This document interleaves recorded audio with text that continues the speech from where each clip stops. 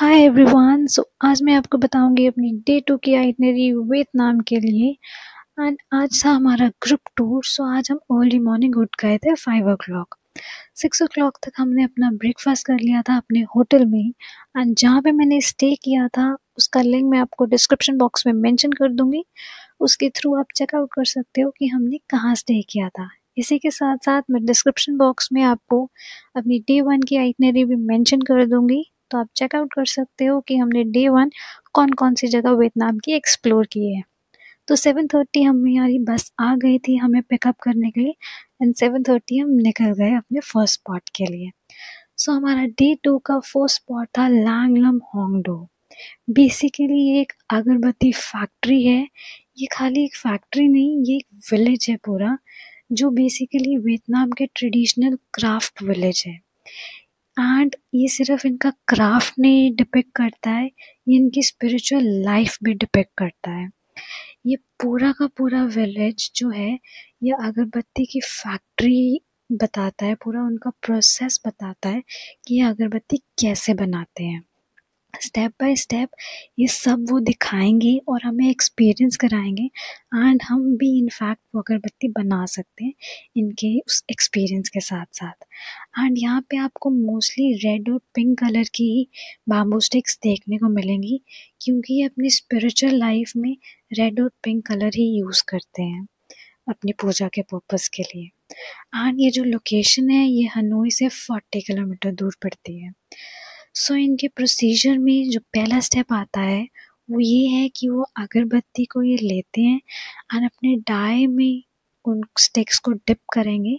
And उसके side पे वो टब पड़ा है वहाँ पे रख देंगे इसको सुखाने के लिए, ड्राई अप करने के लिए। एंड ये जो इनका एरिया है ये बहुत ही बड़ा एरिया है, जहाँ पे इन्होंने, आप देख सकते हो कितने आर्टिस्टिक वे और पैटर्न्स में अपने अगरबत्ती को डेकोरेट करके रखा था, ताकि टूरिस्ट यहाँ पे आके अपनी अच्छे से पिक्चर्स क्लिक करवा सकें। फर्स्ट स्टेप ये इन्होंने बताया हमें कि हम कैसे डिप करके अपनी अगरबत्ती को ड्राई अप करते हैं।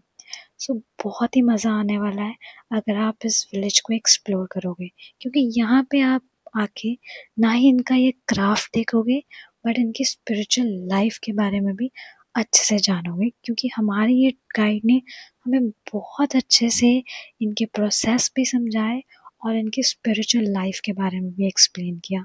तो हमें तो इनके कल्चर को एक्सप्लोर करने और इनके कल्चर को जानने में बहुत ही मज़ा आया। इसके बाद जो नेक्स्ट स्टेप था वो ये था कि आप अगरबत्ती को जब जलाते हो तो आपको उसमें से बहुत अच्छी फ्रेगनेंस आती है, जस्ट बिकॉज उसके ऊपर वो पाउडर सा लगा होता है उस अगरबत्ती के ऊपर। वो इन बैम्बू स्टिक्स के ऊपर ही लगा होता है। अब वो हमें बताने वाले हैं कि वो पाउडर कैसे बनाते हैं।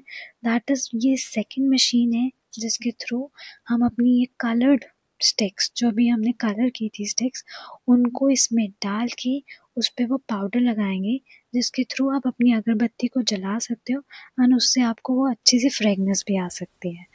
ये है वो दूसरा इसका स्टेप।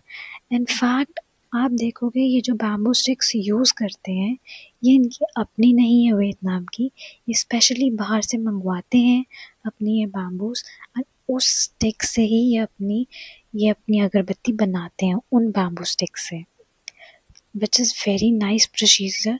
मुझे तो बहुत मज़ा आया इसको एक्सपीरियंस करने में। अब हम जाएंगे इसके थर्ड स्टेप की तरफ।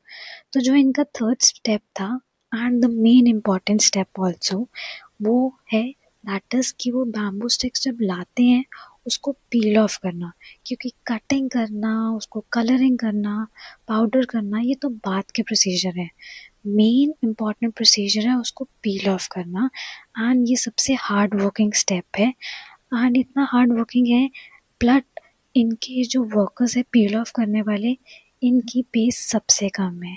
इनकी पे सिर्फ और सिर्फ $5 है per day, which is very less इनके हार्ड वर्क के अकॉर्डिंग। अब हम जाएंगे इनके लास्ट स्टेप की तरफ।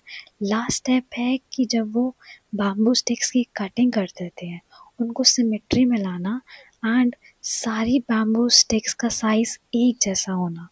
वो एक जैसा होना, वो इस मशीन के थ्रू सारी बैम्बू स्टिक्स का साइज़ एक जैसे करते हैं।